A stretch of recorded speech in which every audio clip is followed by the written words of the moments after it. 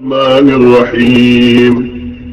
بسم الله كلمة المعتصمين ومقالة المتحرسين، وأعوذ بالله تعالى من جور الجائرين وكيد الحاسدين وبغي الظالمين، وأحمده فوق حمد الحامدين.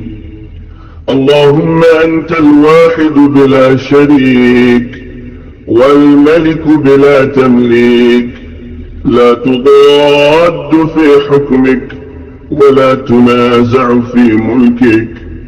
أسألك أن تصلي على محمد وآله عبدك ورسولك، وأن توزعني من الشكر نعماك ما تبلغ به غاية رضاك، وأن تعينني على طاعتك ولزوم عبادتك واستحقاق مثوبتك بلطف عنايتك، وترحمني وتصدني عن معاصيك ما أحييتني، وتوفقني لما ينفعني ما أبقيتني، وأن تشرح بكتابك صدري، وتحط بتلاوته وزري، وتمنحني السلامة في ديني ونفسي، ولا توحش بي أهل أنسي،